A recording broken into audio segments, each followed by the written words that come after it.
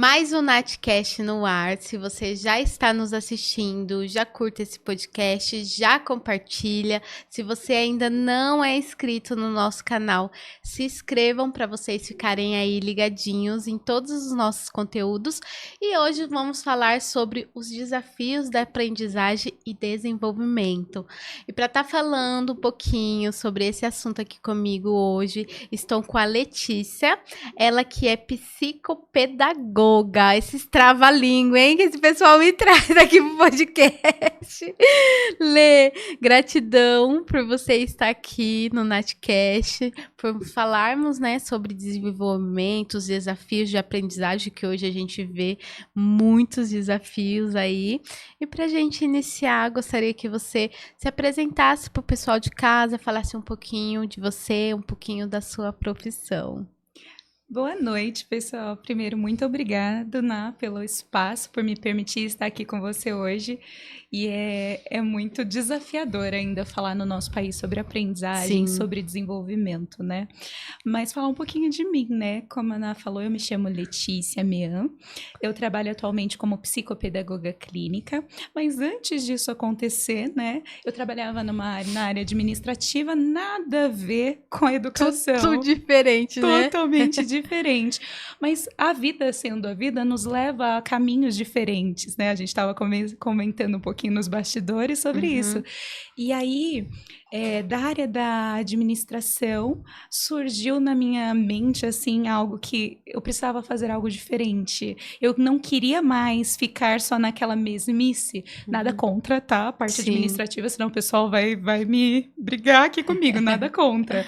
Mas para mim, Letícia já não estava mais funcionando. E foi quando eu tive esse anseio de ser professora inicialmente. Então, minha primeira jornada vem como professora, pedagoga. E aí eu conheci meu primeiro aluno de inclusão, que foi o Vi, que é meu afilhado hoje, é uma criança incrível, mas ele é uma criança laudada como TEA, né? E vocês tiveram uma roda de conversa só sobre esse assunto, sobre autismo, né? Sim. E o Vi surgiu na minha vida. Então, saí da administração, fui para a educação, e quando o Vi surgiu na minha vida, aí eu fui ser professora especialista, fui fazer outra faculdade para entender o que eu podia fazer de diferente, né? Sim. E aí a vida me levou. Pós em psico, aba, neuroeducadora, e agora estou finalizando também psicologia, faço orientação parental, tudo dentro do nicho do transtorno do neurodesenvolvimento. Meu Deus, tudo isso! Olê, qual foi, assim, a chave que fez você escolher essa profissão? O que te fez mudar, né, aí de uma área para uma área totalmente diferente que você está hoje? Esse anseio, sabe? A primeira coisa que eu falo, eu sou muito movida pela minha fé. Então, eu acredito que eu precisava fazer a diferença na vida das pessoas. Eu cheguei num ponto que eu acreditava que estava muito robotizada, sabe? A gente vive a vida meio no automático, aquela sensação que você não está conseguindo fazer exatamente o que você gostaria de estar fazendo. E foi quando apareceu essa oportunidade. E realmente eu vejo o agir de Deus nisso, né?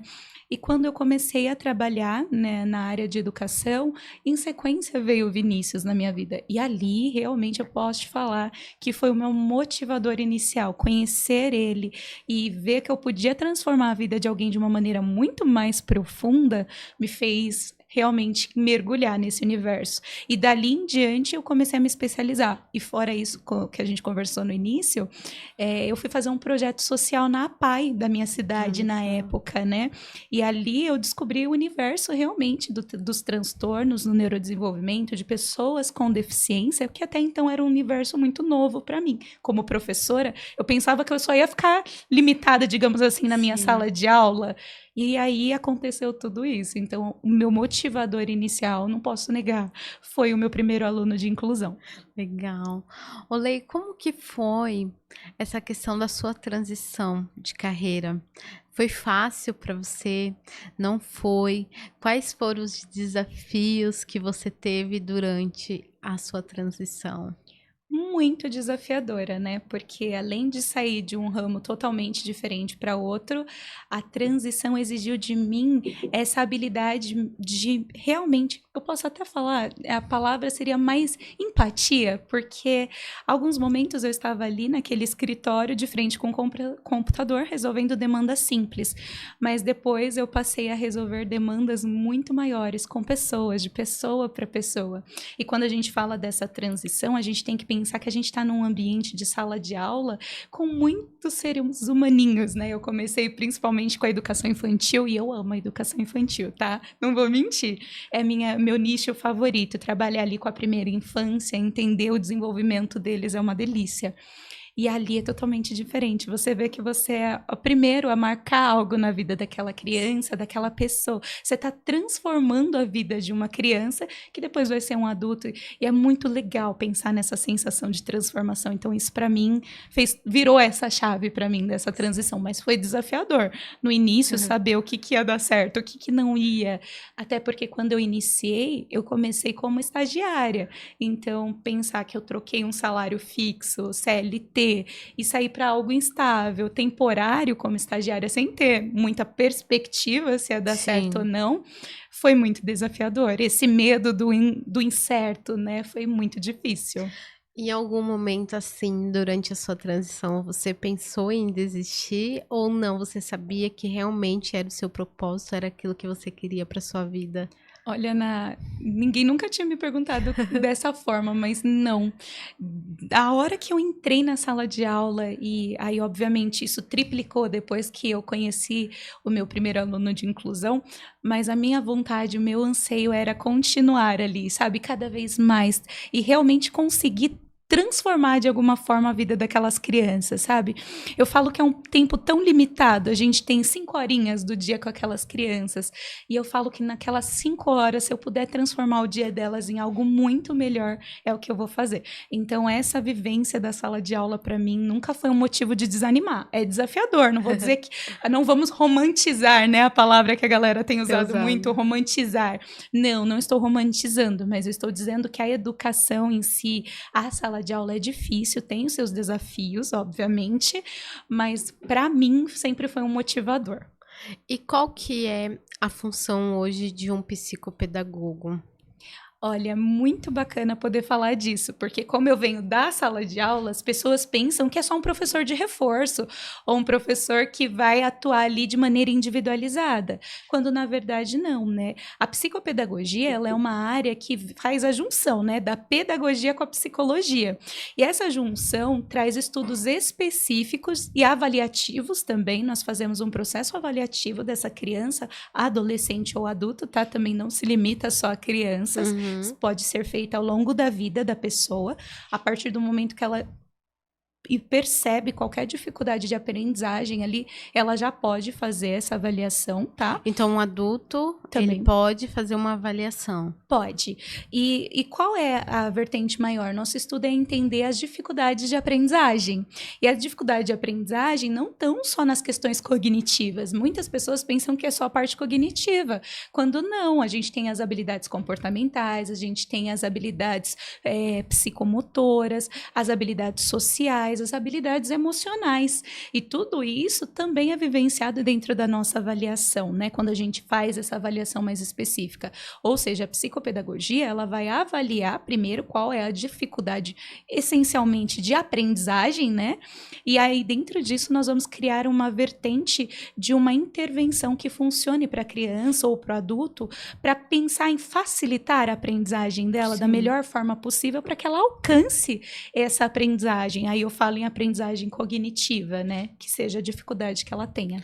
Você pode falar um pouquinho dessas dificuldades que você consegue identificar na pessoa? Sim, geralmente a gente faz avaliações com base na questão psicomotora, nas questões emocionais, nas questões de concentração, atenção. Nós fazemos avaliações fônica e psicomotoras e as questões cognitivas. Então, são bastante leques que a gente pode englobar na nossa avaliação. E quando nós percebemos características ou algumas questões de comorbidade ou comportamentos que fogem da curva do que nós chamamos do marco dos neurodesenvolvimento, a gente também faz testes que nós chamamos testes de rastreios, que são específicos para identificar algum tipo de transtorno. Aí, quando a gente fala em transtorno, nós estamos falando de transtorno no neurodesenvolvimento, desde o autista ao TDAH, a crianças também com deficiência intelectual e outras questões de disfunção, transtornos na própria aprendizagem. Tudo isso a gente consegue identificar nessa avaliação. Então, por isso que eu falo, é muito mais rico do que as pessoas imaginam. A gente consegue identificar muito mais coisas nessa avaliação. Olê, e quais são, assim, os principais sinais que uma criança ela pode mostrar que ela está tendo uma dificuldade de aprendizado? Ou uma criança, um adolescente ou um adulto? Os sinais, eles são evidentes, como eu te disse, só retomando a minha fala, pensando no transtorno no neurodesenvolvimento, né, como a gente estava conversando antes, a gente também tem que pensar que existem marcos do desenvolvimento. O que é marco, né? Vamos falar de uma forma mais fácil, que você falou muito de trava-língua, vamos simplificar, né? Os marcos do desenvolvimento nada mais são do que as idades específicas que a criança precisa alcançar determinada habilidade, seja ela de andar, falar, ter habilidades que a gente chama de AVDs para a vida diária dela. Então, pensando nesse marco do desenvolvimento, vai muito além, tá? Mas de uma forma mais simples. Pensando nesse marco do desenvolvimento, quando ela não alcança algumas habilidades esperadas para a idade dela, como falar, por exemplo, é muito comum os pais chegarem no consultório super preocupados porque o filho de 4 anos não fala nenhuma palavra. E aí, sim, a gente já começa a tentar identificar por quê. Porque dentro dos marcos a criança já tinha que estar balbuciando, já tinha que estar falando as primeiras palavras e ele não conseguiu esse marco do desenvolvimento. Então, basicamente, para você identificar, a gente precisa ver tudo que foge dessa curva que eu estou falando para você. Seja atraso na linguagem, questões de socialização, a criança não consegue interagir com outras pessoas que não sejam as pessoas que estão ao seu redor, por exemplo. Crianças que tendenciam a se isolar, crianças que choram em excesso, crianças... Então, vamos pensar também na aprendizagem. Geralmente, a escola já traz para nós algumas características de dificuldades de aprendizagem. Quando ele já começa ali nos anos iniciais, a gente já percebe que a criança não tem punção suficiente, não consegue segurar o lápis corretamente. Então, tudo isso é muito importante dos pais estarem observando também no dia a dia dos filhos deles. Sim. E como que você pode falar a importância dos pais nesse processo de desenvolvimento aí das crianças, né? No processo tanto de aprendizagem, como também se ele recebe um laudo, como que é isso? Como que é o que os pais, eles aceitam essa questão do laudo ou tem aí alguma dificuldade em aceitar? Liana, essa é a pergunta de 1 milhão, digamos assim. Realmente é o que mais acontece com a gente. Vamos pensar primeiro no desenvolvimento, que você perguntou. Sim. Como os pais podem nos auxiliar? Primeiro, pensando no desenvolvimento, eu sempre gosto de falar que, obviamente, os primeiros estimuladores daquela criança são os pais. As primeiras vivências que ela tem, as experiências que ela tem, vêm de casa. Então, quanto mais, obviamente, mais rica for, né, essa educação. Quando eu falo educação, não estou falando de valores morais. Eu estou falando também de habilidades. Então, a gente está falando de questões do brincar de uma maneira saudável, das atividades cognitivas, né, atividades que ele vai executar na escola, por exemplo, já estimular o pintar, o escrever, o desenhar, a brincadeira ter uma função. E até é estranho falar isso, brincar com função, porque é uma coisa que a gente não fala muito. Mas a brincadeira em si, ela pode ter uma função. Quando eu falo função, por exemplo, a criança pegar um carrinho e conseguir movimentá-lo, né, com a rodinha, ele deu função, ele entendeu que aquele carrinho, ele se move. Ou quando ela pega uma boneca e está brincando com a boneca e tem o cuidado com a boneca, ali ela deu função para aquele objeto, ela entendeu que mesmo que é um brinquedo, ele tem uma função. Então, pensando numa brincadeira, quanto mais o pai desenvolve essas habilidades nas crianças, nossa, a gente vai ver realmente crianças que vão desenvolver com muito mais facilidades. E, obviamente, hoje nós estamos numa geração, infelizmente, de telas, e isso dificulta a nossa vida, assim, muito mais, porque nós estamos com crianças que não se comunicam, estão todas o tempo inteiro ali na tela. E aí a gente precisa também entender que essa estimulação em excesso de muito tempo em tela prejudica também nas habilidades dos marcos do desenvolvimento que a gente está falando. E já quando a gente traz, né, pensando aí nesse pai que já percebeu que fugiu dos marcos de desenvolvimento, não consigo, meu filho não tá falando, meu filho não consegue aprender coisas simples na escola, ele tem comportamentos de choro em excesso, não consigo ver ele desenvolvendo habilidades de brincadeiras funcionais, por exemplo. Aí esse pai foi buscar ajuda. Obviamente, eu gosto muito de sempre orientar um pai, eu vou falar como se você fosse um pai que chegou no meu consultório, né? Geralmente a gente já faz o caminho das pedras. O que é isso? Primeiro buscar uma avaliação neuropsicológica para realmente identificar ali.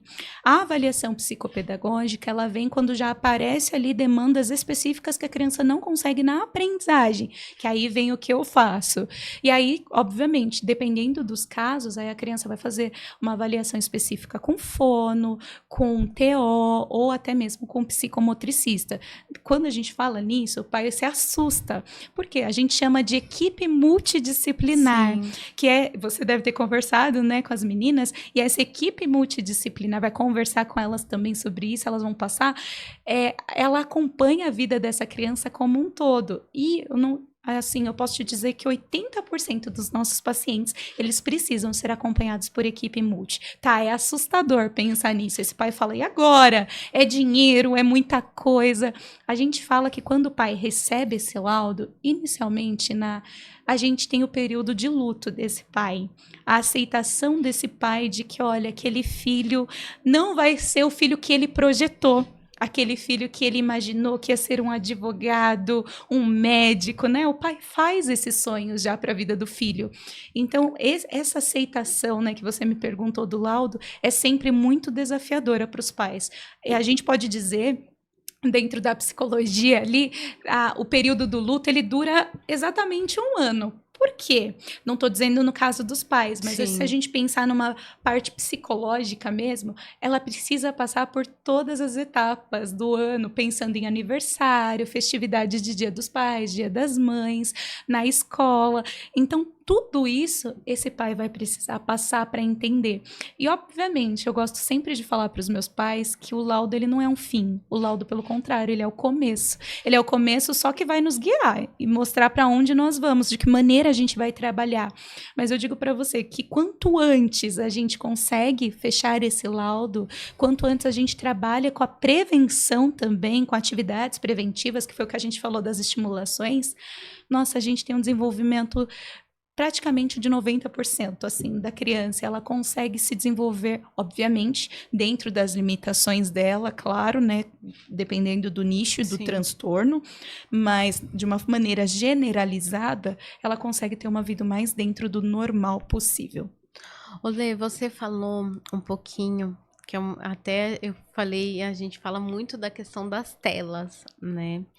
Você como profissional, como as telas, ela pode prejudicar a criança? Porque eu sempre falo, é muito importante falar disso, né? Hoje você comentou da questão das crianças que estão com pouco desenvolvimento e a gente vê isso desde muito pequenos.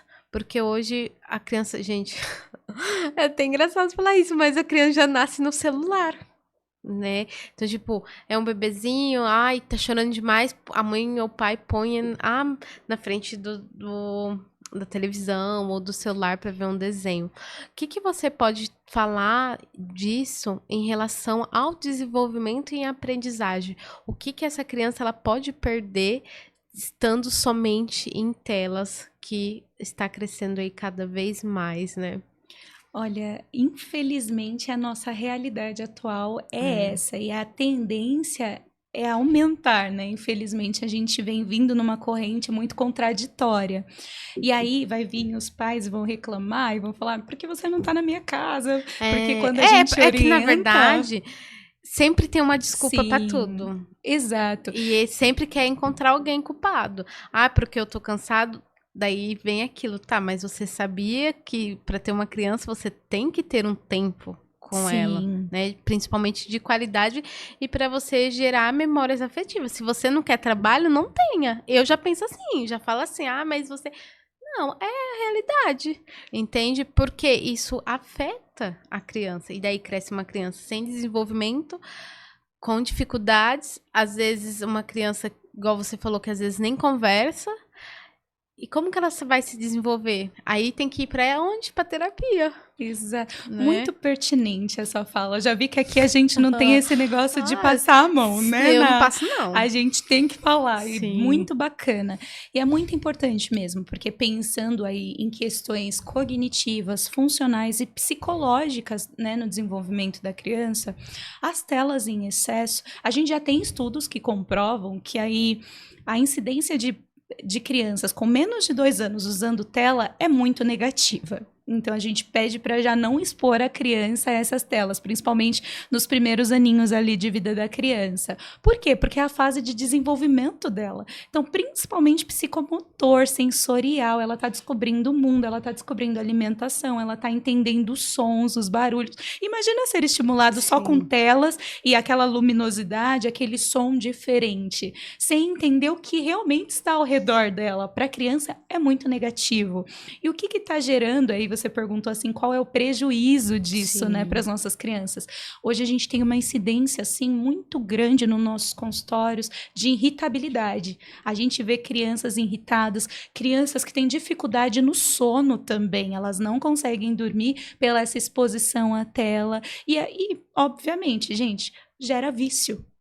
Então, a gente tem que pensar que eles são seres que ainda são dependentes emocionalmente de nós, responsáveis adultos, obviamente. Então, gera um vício. Então, assim, pensar nesse desenvolvimento é muito importante, porque realmente está sendo prejudicial para nossas crianças. Primeiro que gera irritabilidade, prejudica o sono e gera um vício. E para retirar isso da criança também... esse hábito contrário, né? Tá, Letícia, já sei, eu fiz isso porque eu não estava aguentando mais, ela estava muito difícil. Ok. Agora, gradualmente, vamos trabalhar para minimizar e diminuir o tempo em tela. Por quê? Porque a gente vai ter uma criança que vai voltar a brincar, a gente vai ter uma criança que vai entender de rotina, a gente vai ter uma criança que vai interagir com as pessoas, porque realmente, e principalmente aí pensando não só nas nossas crianças, mas pensando no nosso mundo adolescente, por exemplo, que se perde no videogame, nas telas ali daquele computador, e muitas vezes os pais não têm nem acesso e nem se preocupam em ver o que realmente eles estão navegando aí pelas redes sociais, é muito complicado. Então, pensar também não só nas questões que são prejudiciais para o desenvolvimento, mas também pensar na segurança. Aí a gente pensa já no adolescente também.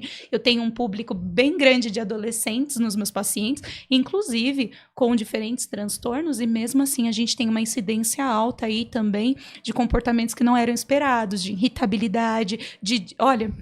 Essa semana, falando nisso, a gente teve um problema na escola, né? Eu faço orientação escolar hoje, não estou mais atuando em sala de aula, né? Mas faço orientação escolar e na escola a gente teve um problema porque os alunos levaram para a sala de aula uma briga que aconteceu num jogo virtual. Nossa. Então, se a gente parar para pensar, é muito complicado. Querendo ou não, o uso de telas em excesso, jogos em excesso, sempre vai gerar outros problemas que desencadeiam outras coisas. E aí a gente tem aquele jovem que também tendencia a isolar-se, que é a questão que a gente estava falando, né?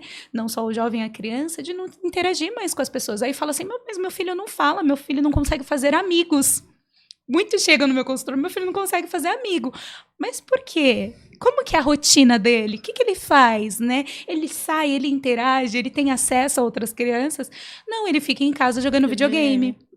E eu já ouvi de pessoas falar assim, eu prefiro meu filho em casa jogando videogame, que eu sei que ele tá em casa, do que na rua brincando, aprendendo coisas. Gente, pelo amor de Deus. Né? E você falou uma questão de rotina. Como que é importante crianças terem uma rotina? É como o ar que a gente respira. Como é importante precisar. Elas necessitam de uma rotina, né? Pensar assim, nós quanto adultos, seres responsáveis, temos uma dificuldade muito grande de não ter uma rotina. Pensar na gente, na disfunção de você não ter um horário para acordar, de ter uma alimentação saudável, de ter um trabalho, de se locomover, pensando aí numa vida normal nossa. Já é muito prejudicial. Uma criança, ela é um ser totalmente dependente dos pais. Ou seja, a rotina é fundamental na vida dessa criança. Ter hora para acordar, ter hora para dormir, ter hora para comer, ter hora para brincar, ter hora para ir para a escola. E cada vez mais a gente vê o que não está acontecendo nas casas, ter essa rotina. E aí o que acontece? A gente tem uma criança totalmente disfuncional, que não sabe o que ela tem que fazer, ela não consegue pentear o próprio cabelo, fazer coisas básicas do dia a dia dela, ela já não consegue. E isso, claro, dentro da idade correta. Mas a gente pensando, as crianças não sabem o que é uma rotina mais. Eu acordo meio-dia, eu almoço 3 da tarde, eu fico jogando videogame até 2 da manhã, 3 da manhã. Como que vive desse jeito? Nem dorme, né, Lê? Não é um hábito saudável. E fora tudo isso, também pensar nas questões de alimentação também, né? Porque muitas vezes a gente, aí só tirando um pouquinho da questão da rotina, mas pensando numa questão de aprendizagem. Muitas vezes o pai fala assim, mas meu filho não aprende, ele não consegue desenvolver. Mas ele se esquece que também para aprender, a criança precisa estar com sono em dia, estar bem alimentada e ter essa rotina para isso funcionar é fundamental. Então, às vezes a aprendizagem, ela não vem. Uma criança que você, quando está cansada, você consegue parar, ler alguma coisa e aprender aquilo que você está lendo? Você está cansada. Você já não consegue mais raciocinar. Por exemplo, se a gente, eu não sei você, mas você faz tudo, mas não me deixa com fome. Eu com fome eu não consigo. Exato. E aí os pais chegam pra gente com as crianças pequenas, cansadas, irritadas, com fome. Eu vou conseguir desenvolver a aprendizagem com essa criança? E na escola, a mesma coisa. Se essa criança não dormiu bem, ela vai acordar. Vamos pensar nesse adolescente que dormiu às 2 da manhã e às 7 da manhã ele tem que estar na escola? Qual é a funcionalidade disso? Ele vai conseguir ter aprendizagem? Nenhuma.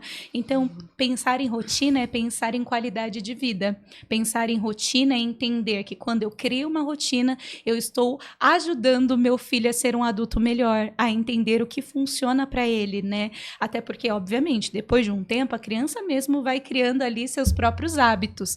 Mas antes disso, ela precisa ser estimulada. E a rotina é o que faz isso funcionar. Lê, como você já trabalhou, né, dentro de sala de aula, hoje, como que é a questão do papel da escola em relação a essa aprendizagem desses alunos? Porque a gente vê muitos pais jogando a responsabilidade na escola, às vezes, né, no profissional, igual você, psicopedagogo, porque meu filho não está desenvolvendo e daí joga culpa na escola ou no profissional.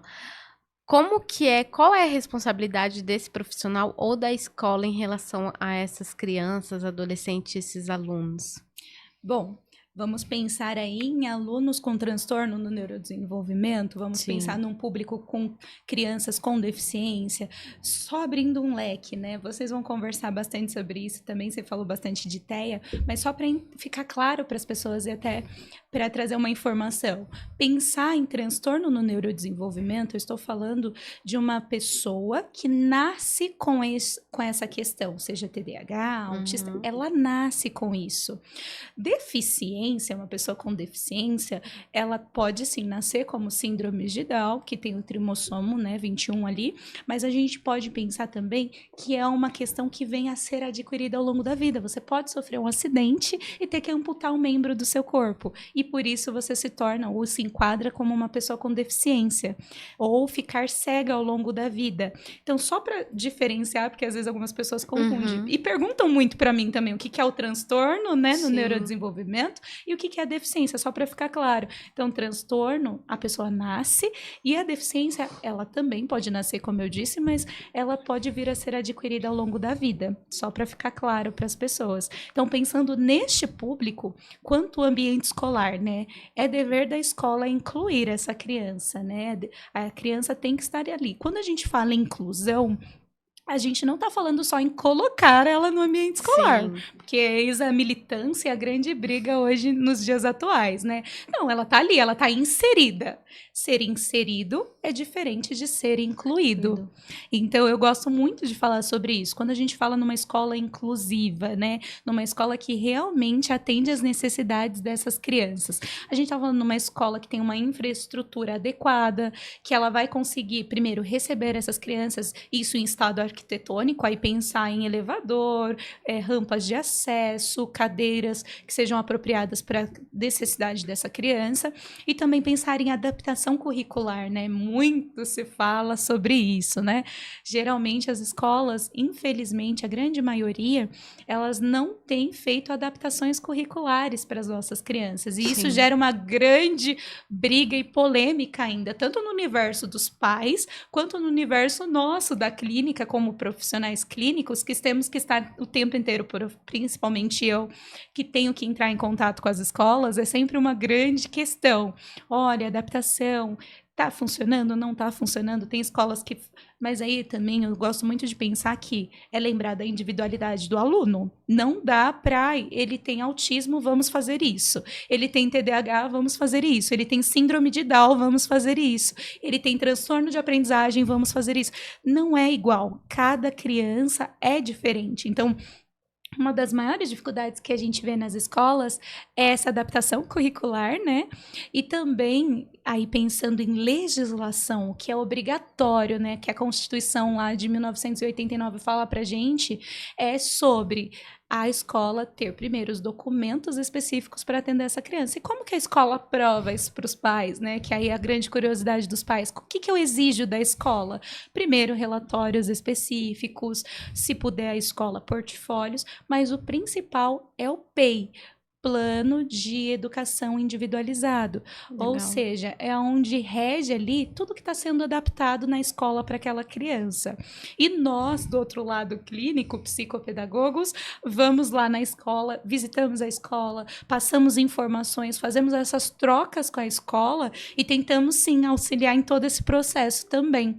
Algumas escolas são muito parceiras e outras, infelizmente, nem tanto. Então, realmente... A gente sempre fica em cima do muro, nessa parte, assim, mas geralmente é assim que funciona. E esses são os direitos das crianças. Legal, Lê. É bastante coisa, gente. A gente fica... Tá saindo até fumacinha aqui da minha cabeça. Ô, Lê, e fala pra gente um pouco como que funciona a sua abordagem terapêutica com os seus pacientes, né? Como que é todo esse processo? Você falou bastante coisa aqui para identificar, mas como que funciona o desenvolvimento deles com você? Ai, que legal, nunca ninguém me fez essa pergunta. Olha, abordagem terapêuticas hoje a gente tem inúmeras aí no mercado, né? Mas eu venho numa linha que é o ABA, e aí o ABA é análise do comportamento aplicada, traduzida, né, para o português. E pensando aí na realidade do nosso país ainda, existem muitas controvérsias em relação à terapia ABA, porque ela ficou muito, digamos assim, segmentada. Muitas pessoas acreditam que é algo engessado, quando na verdade não. Eu tento trabalhar numa linha mais naturalística, né? Então, eu gosto de respeitar o tempo da criança, eu gosto de ouvir a criança. E eu sempre falo que a gente tem muito mais a aprender com eles do que a ensinar, na verdade. E é muito bacana essa troca. E o principal, assim, que eu sempre coloco é me colocar. Porque eu acho que, antes de tudo, é a empatia. Entender que ali do outro lado existe um outro ser humano, né? Independente das questões deles, eu sempre gosto muito de trabalhar com a empatia com essas crianças. E realmente esse se colocar no lugar deles. E óbvio, né, gente, quando eu falo em criança, tem que ser ludoterapia, tem que ser lúdico, tem que ser gostoso, tem que ser gostar, prazeroso. né? Eu acho, eu já trabalhei com crianças, na época do meu estágio, trabalhei 2 anos, que eu era professora, fui professora dos pequenininhos lá na minha cidade. Ah, de ela tá 5 a 7 escondendo o anos. jogo. Eu amo criança, gente, sempre amei. Mas eu acho que para você trabalhar com criança, seja em sala de aula ou qualquer outra profissão, você tem que amar muito. Sim. Muito demais, porque é um serzinho, e aí, hoje em dia, a gente tem que pensar muito no que a gente faz e no que a gente fala, né? Eu, principalmente, criei cresci com vários traumas de professoras, né? De professora tipo rude, que você tinha que fazer daquele jeito, não sei o que, blá, blá, blá. E hoje a gente vê muito isso, né? Na sala de aula, professores perdendo muita paciência, e daí vem toda essa questão, né, que você falou, é tudo uma junção. É dentro de casa, como que é o desenvolvimento dessa criança na escola. Então, hoje, a gente vê muito essa importância de falar sobre o desenvolvimento infantil, principalmente trazer essa consciência para os pais, né, Lê? Total. E assim, você falou uma coisa que é muito importante sobre a vivência também dos profissionais que estão do outro lado na sala de aula, né? Sim. Nossos professores. E realmente, infelizmente, no nosso país ainda, educação não é uma prioridade. A gente sabe disso. E aqui a gente poderia passar horas falando só sobre isso. Mas, infelizmente, não é uma realidade. A gente realmente, infelizmente, ainda sofre muito com baixos salários, profissionais desvalorizados, cansados de uma rotina que eles precisam trabalhar longas horas, pegar mais de o dia inteiro, né? A gente chama de meio período de aula. Tem profissionais que estendem aí em período integral e tem profissionais que ainda dobram em aulas noturnas, né, para conseguir ali tirar um valor de salário adequado. E isso no nosso país ainda é muito difícil e desafiador, né? E aonde a gente vê, infelizmente, esses vídeos que muito me entristecem nas redes sociais de profissionais perdendo a paciência, de profissionais, infelizmente, que vêm agredir alunos e vice-versa também, tá? Que eu não tô para levantar uma bandeira a favor do professor ou a favor do pai. Eu acredito que violência nunca é justificável, na minha opinião. Nunca é aceitável. Eu falo assim, né? Eu uso isso até com os meus pequenos, né? Quando você agride alguém, porque geralmente a gente tem que intervir, né, em brigas, né, nesses primeiros momentos, você só briga com alguém ou você só faz algo ou bate em alguém quando você já não consegue mais conversar com essa pessoa. A partir do momento que eu não tenho mais argumentos para falar com você, Ná, eu te agrido. Porque eu perdi ali os meus argumentos, eu não tenho mais o que falar para você. Então, a agressão ela só existe quando a gente não consegue ter essa questão de olhar olho no olho e conversar. E no nosso país muito tem se falado sobre isso. A gente vê no trânsito, a gente vê aí nas mídias sociais, né, que são ferramentas que estão aqui na palma da nossa mão e as pessoas se sentem no direito ali de pegar um espaço limitado e julgar a gente. E na educação a mesma coisa. A gente vê ali um pedaço fragmentado do dia daquele professor, que nem você falou. A gente falou da rotina das crianças, mas a gente tem que pensar na rotina desse profissional que está ali também do outro lado, né? Que está trabalhando, como eu disse, numa jornada integral e até dobrando a noite para conseguir ali um salário. Então, pensar em tudo isso também é muito importante. Aí entra naquela questão, né? A empatia. Sim. Ela vai muito além, né? Quando a gente fala, é só se colocar no lugar do outro. Será mesmo que a gente consegue se colocar no lugar do outro? Vindo para essa vertente, né, que a gente conversa no consultório, pensar realmente, entender. Às vezes, por exemplo, tem crianças que vão chegar ali para mim que elas não vão render nada numa sessão. Geralmente, minhas sessões têm de 40 a 50 minutos. Elas não vão fazer absolutamente nada. Vão ter comportamentos disruptivos, vão ter comportamentos disfuncionais. Aí a gente fala, poxa, mas, né? Aí você vai perguntar pro pai, como tá? Aí, geralmente, não dormiu bem à noite, teve algum problema na escola, já apresentou irritabilidade. Aí, também falando em transtorno, a questão da medicação, quando não bem aplicada. Então, tudo isso também influencia, né, Ná? Sim. O Lei, hoje, para você, quais são aí os seus maiores desafios dentro da sua profissão? Olha, desafio é constante. Eu falo que todos os dias eu me desafio um pouco mais. Mas o principal, assim, que eu vejo e a minha necessidade é a formação contínua. Eu nunca consigo parar de estudar, Ná. E aí eu sempre falo assim... Deu pra perceber, né? O pessoal, acho que o pessoal de casa percebeu. Eu achava que eu estudava, mas a Lê tá me surpreendendo. Ai, fico feliz. Não, mas assim, realmente, eu sempre falo assim, ai... Eu vou... Não, é um congresso, é um curso, é uma pós-graduação diferente. Eu, como professora, eu falei, né? Até eu vou brincar, minha mãe vai adorar essa fala pra ela. Ela fala assim, filha, você não vai parar de estudar. Eu falei pra ela, esse ano eu tinha prometido, né? Prometi pra ela e pro meu esposo. Eu falei, olha, eu vou diminuir demanda. Eu prometo que eu só vou terminar a psicologia e não vou fazer mais nada. Esse ano. Aí já tô eu aqui, mestrado, tese de mestrado, mexendo com outras coisas. Então, assim, acho que o meu maior desafio é essa formação contínua. Mas não só pensando em mim enquanto profissional, mas pensando no que eu tenho a oferecer mesmo. Não só para os meus pacientes, mas para esses pais. Hoje, por exemplo, eu estava terminando... Hoje não... Nessa semana que passou, me perdoem, eu estava finalizando orientação parental, né? Que é exatamente isso que a gente está conversando, como orientar esses pais, o que a gente pode transformar. E é sempre muito desafiador, porque aí a gente pega também nessas lacunas. Então, assim, tá, eu preciso melhorar, mas acho que o meu maior desafio, além da minha formação continuada, é conseguir conscientizar as pessoas sobre esse trabalho, é conseguir realmente transformar a vida dessas famílias. Quando eu falo transformar, eu digo que essa família acolhe aquilo que nós, quanto profissionais, estamos tentando orientar e que ela consiga ali dentro da realidade dela, obviamente, que eu sei que nem tudo vai ser perfeito, a nossa vida não é perfeita, existem dificuldades, mas que eu consiga transformar a vida daquela família, né? Quando a gente escuta um feedback positivo, isso é reconfortante. Então, acho que também essa questão de orientação familiar, de lidar com os pais, de lidar com outros professores, e até de lidar com algumas escolas, tá? É sempre desafiador. Olê, você tá com um projeto, né, novo. Conte pra gente um pouquinho sobre esse projeto, o que te incentivou a iniciar esse projeto também, e o que ele vai trazer de benefício para as pessoas. Ai, o coração até fica mais acelerado para falar desse projeto, que é um anseio que já estava em meu coração há muito tempo.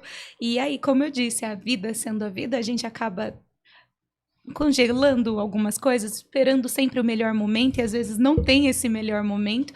Aí eu lembro, a verdade é que o momento certo é o momento de Deus, é no tempo de Deus que as coisas funcionam. E nesse momento eu estou abrindo o meu espaço, né? E aí eu estou muito feliz em poder contar em primeira mão. Vocês são os primeiros a saberem disso.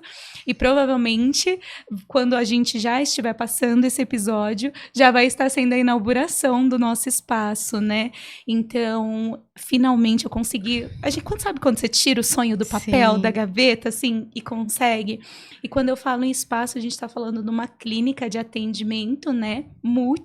Então, lá a gente vai ter diferentes profissionais atendendo nessa clínica, tanto parte de psicologia, fonoaudiologia, aí a gente também tem TO, tem psicomotricista, estamos realmente criando um espaço aí, esse outro trava-línguas, porque psicomotricidade, eu tive uma convidada uma vez que ela veio aqui, ela é dessa área, eu falei, gente, por que o pessoal coloca esses nomes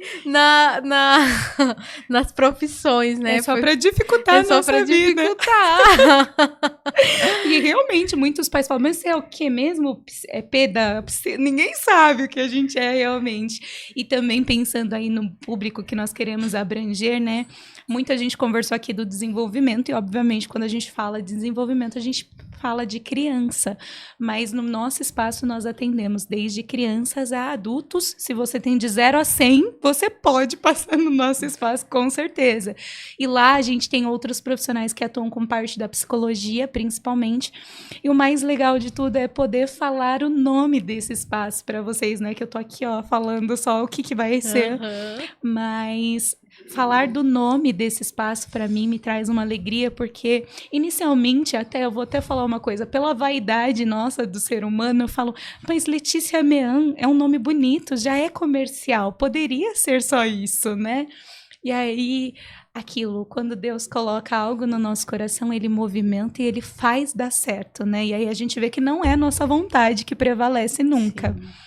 E aí, vou bem resumidamente, a Letícia criança, voltando no meu passado, eu posso falar que eu tenho muita sorte, sou muito abençoada de ter pais fantásticos, assim, a minha família é incrível, e quando Deus me colocou ali, ele falou, olha, essa menina vai ter a melhor mãe do mundo, eu posso falar com toda certeza que eu tenho a melhor mãe do mundo. E na minha infância, a minha mãe, que foi uma das que mais me incentivou, por isso que eu estudo tanto, tá? Vem desde quando eu era pequena, a gente falou de estimulação, minha mãe me ensinava, minha mãe lia histórias pra mim, a gente brincava de recortar figurinhas de jornal, palavrinhas. E minha mãe também, né, trabalhou muito tempo ali, parte magistério, né? Então eu tinha muito esse incentivo de estudar. E a minha mãe sempre contava histórias para mim, dormir, né? E uma dessas histórias marcou a minha vida, que a história é uma fábula. Eu não vou contar aqui na íntegra, porque ela é longa, mas vou resumir para que você entenda. Ela chama Estrela Verde. E é uma fábula que conta que as estrelas do céu um dia pediram para Deus que elas queriam descer na Terra. E aí Deus assim fez, permitiu que as estrelas descessem e disse que naquela noite foi a noite mais linda e iluminada, né? Só que tinha uma questão. Cada estrela era de uma cor. Existiam estrelas verdes, azuis, brancas, lilazes, vermelhas. Eis que determinado tempo foi se passando e as estrelas foram desanimando de viver aqui na Terra. Perceberam que aqui o ambiente da Terra é difícil. Tinha guerras, existia desavenças, violência. E pouco a pouco elas foram retornando para o céu. E diz que Deus foi contando, né, ali com os anjos, as estrelas, e percebeu-se a falta de uma estrela. E aí os anjos falaram, mas Senhor, está faltando uma estrela aqui. E aí Deus falou, mas que estrela é essa, né? E os anjos disseram, por coincidência, Senhor, era a única estrela desta cor. E aí ele falou, e qual é a cor dessa estrela? E os anjos responderam, a estrela verde, Senhor, que é a estrela da cor da esperança. Então, a estrela verde significa esperança. Eu até me emociono, porque se a gente pensar nisso, a esperança é o único sentimento que é do ser humano. Deus é onipotente, onisciente, onipresente. Ele sabe o que vai ser, o que foi, o que passou e como será. E a esperança é propícia do coração de quem é inseguro, daquele que não sabe como vai ser o seu futuro, daquele que não sabe o dia de amanhã. Então, quando eu pensei no nome desse espaço, olha a Letícia lá como é importante a estimulação desde a infância. A Letícia voltou a ser criança, ela rezou e ela perguntou para Deus, qual é o nome que o Senhor quer que seja? E aí, assim, nasceu Espaço Estrela Verde, pensando literalmente em trazer esperança na vida das pessoas. Ir muito além. Aqui eu não estou aqui falando de religião. Sim. Eu estou falando de trazer esperança às pessoas de novo, sabe? Trazer o brilho daquelas famílias que já estavam desacreditadas pelos médicos, daquelas pessoas que chegam para a gente com crise de ansiedade, depressão. Então, esse é o nome do nosso espaço. Eu fico muito feliz de poder contar aqui para vocês em primeira mão mesmo, assim. E eu fico muito, muito feliz. E eu posso dizer com toda certeza, não é um projeto da Letícia. É um projeto que Deus colocou no meu coração. Então, tenho certeza que já deu certo. Já deu, que lindo. Muito lindo, Lê. Parabéns. E pra gente encerrar, gostaria que você deixasse, né, uma mensagem aí pro pessoal que está nos assistindo, pros pais, pros futuros pais, né, para quem, se alguém que está nos assistindo trabalhe, né, em escola também, dessa importância da aprendizagem, da saúde mental também, né, das pessoas. O que você pode falar pra gente? Olha, sempre muito desafiador falar só uma coisa, né, tentar sintetizar, mas eu falo que vale a pena, sabe, não desistir. As dificuldades vão sempre existir, não vou falar isso, vai ser desde quando nasce, quando fica um pouquinho maior, quando vira adolescente, adulto ou idoso. Sim. Dificuldade sempre vai existir, mas assim como o nome do meu espaço é manter a esperança, eu gosto sempre de levantar essa bandeira para as pessoas, a gente não pode perder a esperança, né? Em nada que nós vamos fazer ao longo da nossa vida. E também eu tenho uma frase do Frei Jaime que eu amo muito, e quando os pais chegam para mim sempre muito acelerados e perguntando assim, mas quantas sessões? Quanto tempo de terapia até ele vai ficar bom? Quanto tempo que você vai alfabetizar meu filho? Ele vai aprender? E eu não consigo mensurar um tempo específico, lembrando aí que cada criança tem sua individualidade, cada pessoa... É um processo, né? Exato. E aí tem a frase desse Frei, que é o Frei Jaime, que ele fala isso: confie no processo. Você não come o fruto no mesmo dia que planta a semente. Então essa é a frase que eu levo para minha vida, assim. Então, realmente, a gente precisa confiar no processo. Sim. Demora, é desafiador? Muito, mas vale a pena. Se é. Antes de encerrar o nosso podcast, quero agradecer aos nossos patrocinadores. A Vanessa, da Veja Personalizados, que faz as nossas canecas. Quero agradecer também a Thaís Balbino, da empresa Marte, uma empresa de viagens e turismo focado somente para mulheres. Então, você, mulher, que precisa viajar, tirar aquele descanso, pode entrar em contato com a Thaís. Também quero agradecer a Kellen Souza Boutique, a Kellen que faz as nossas sandálias de luxo. Olá pessoal, meu nome é Vanessa, eu sou da Veja Personalizados. Você que deseja eternizar momentos e transmitir emoções para quem você ama, nós temos inúmeras opções. Temos diversos modelos de canecas, sendo elas de vidro, de porcelana com colher, jateadas, temos também xícaras para o cantinho do café, azulejos personalizados com suas fotos, quadros em MDF e temos a queridinha do momento, a caneca mágica. Conforme colocamos o líquido quente dentro, sua mensagem é revelada. Estamos localizados na região de Itapevi, dentro do estacionamento do Mercado Nosso Lar, no Parque Suburbano. Venha nos visitar, siga-nos nas redes sociais. Oi maravilhosas, tudo bem? Aqui é a Thaís Balbino, idealizadora da Amarte Viagens. Uma agência de viagens especializada em criar viagens com propósito para nós mulheres que queremos nos reconectar com a nossa essência feminina, com a natureza e viver momentos de bem-estar e relaxamento, além de muito autoconhecimento. Vivemos sempre correndo, sempre cansadas e fazendo tudo pelos outros e não fazendo nada por nós. Então chegou o momento de você se priorizar, de você se escolher e de você se amar. A Amarte nasceu para isso, para ser esse refúgio e esse convite para você entender que a vida sim pode ser mais leve e cheia de significado. Se você sente que é hora de dar esse passo, vem com a gente. Na Amarte é viver experiências que transformam a sua vida.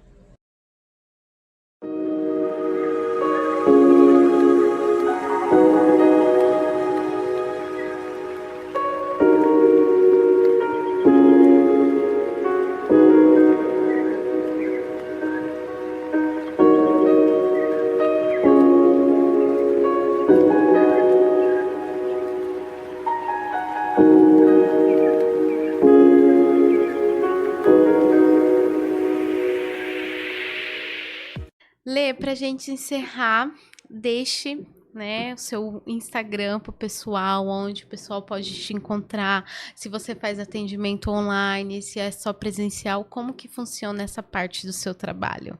Bom, para me achar nas redes sociais é Psique Letícia Mean, então só me procurar lá que vocês vão me achar.